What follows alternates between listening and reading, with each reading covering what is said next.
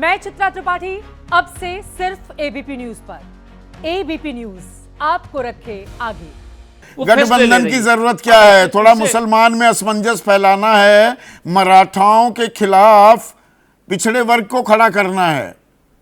जनता की समस्याएं नहीं, यहां पर गठबंधन की समस्याएं हो गई हैं क्या? संदीप सोनवलकर जरा वो थोड़ा समझाएंगे। जायज सवाल पूछ रहा हूं मैं संदीप। नहीं संदीप जी, एक मिनट ब्रजमोहन भाई।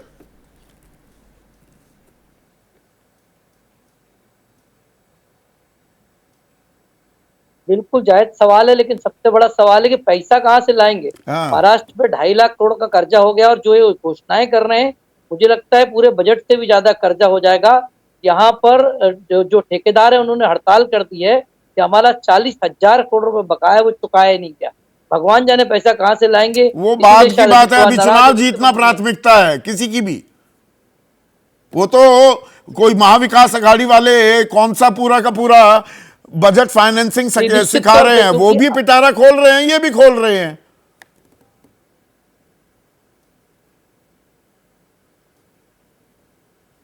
बिल्कुल ऐसा लगता है कि जनता का पैसा है, लूट सके तो लूट। आपको महाराष्ट्र की परंपरा बताता हूँ। महाराष्ट्र में जो दशहरा होता है उसमें पत्तियां देते हैं और कहते हैं कि सोना लूटो। तो ऐसा लग रहा है कि वो दशहरा पहले ही शुरू हो गया और सब लोग लूटने में लगे हैं। और कल का दिन बड़ा महत्वपूर्ण होगा। 4 दशहरे मेले हैं और चारों दशहरे मेले राजनीतिक तौर पे बड़े इंपॉर्टेंट होंगे। पहली शुरुआत होगी संघ के मुख्यालय में, जहां तमाम बीजेपी के नेता संघ प्रणाम करते नजर आएंगे और वहां भागवत जी का भाषण होगा।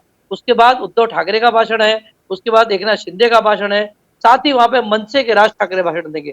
तो राजनीतिक जो नाट्य लीला है दिल्ली में, तो कल से रामलीला खत्म हो जाएगी, कल से मुंबई में शुरू हो जाए। असली महाभारत अभी रामलीला शुरू होने वाली है। पर ये 2 चीजों पर मैं आपके कमेंट्स चाहूंगा। पहली बात तो ये मुसलमानों पर यकायक मेहरबानी, क्या है इसके पीछे की कहानी?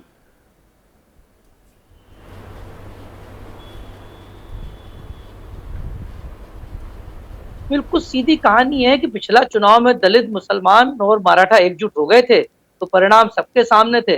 अब किसी तरह इसको हटाना है, लगता है किसी तरह भ्रम फैलाया जाए, तो अचानक फैसला लेकिन सबसे बड़ी बात नहीं, एकनाथ शिंदे गुट तो अपने आप को हिंदुत्व का पैरोकार, और ये तो कांग्रेस के साथ चली गई शिवसेना, ये नकली हो गए, मुसलमानों की बात करते हैं। अब सबसे बड़ी सहानुभूति आप खुद दिखाते घूम रहे हैं।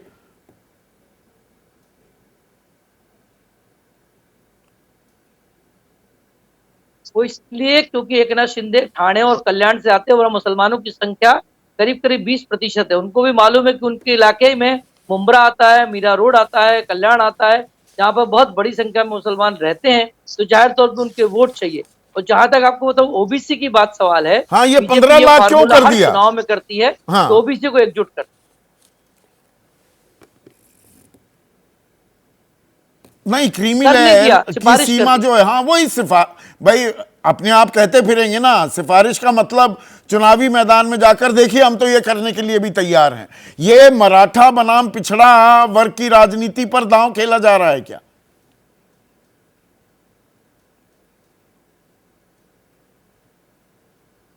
बिल्कुल, बीजेपी हमेशा से ओबीसी वर्ग पे जीतती है। महाराष्ट्र में 52% ओबीसी है, हालांकि उसमें कुणबी अलग होता है, धनगर अलग होता है, बंजारी अलग होता है, माली अलग होता है, और महाराष्ट्र हरियाणा नहीं है। मतलब संदीप भाई, लोगों को शायद ये समझाना बहुत जरूरी है कि हरियाणा में शायद एक वर्ग के खिलाफ दूसरा वर्ग कहीं ना कहीं वोट किया। महाराष्ट्र में वो स्थितियां नहीं है। मराठा अभी सत्ता में आने के लिए बहुत बड़े नेता नहीं, उल्टा एकनाथ शिंदे सबसे बड़े मराठा इस समय नेता है। तो जो बीजेपी खेल कर रही है वो अपना ओबीसी वर्ग मजबूत कर रही है।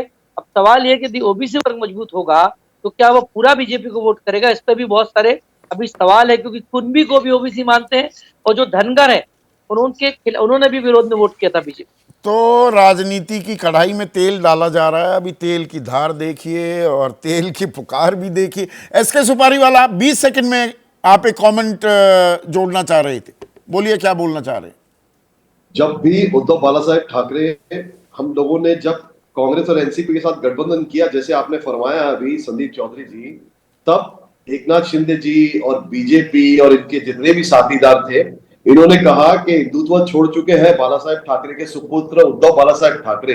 तो क्या हम पहले ये इल्जाम के पहले क्या हम ये समझे कि अब शिंदे गट ने भी हिंदुत्व तो जोड़ अभी दिया है। हिंदुत्व की राजनीति को लेकर भी तू मैं होने वाली है, जैसा कि एस के सुपारी वाला इस पॉइंट को अब जोरदार तरीके से अंडरलाइन करने की कोशिश भी कर रहे हैं। जैसे ही घड़ी का काटा दोपहर 2:30 पे आए, बबीता जी का दिल सास बहू साजिश के लिए मचल जाए। और ये है इनकी बहू, पूरे दिन ऑफिस की टेंशन हो जाए गॉन जब ये करें अपना फेवरेट शो फ्री टाइम पे ऑन। इनकी तरह आप भी देखिए अपना फेवरेट शो अपने टाइम पर और डाउनलोड कीजिए एबीपी लाइव ऐप अपने स्मार्ट टीवी पर।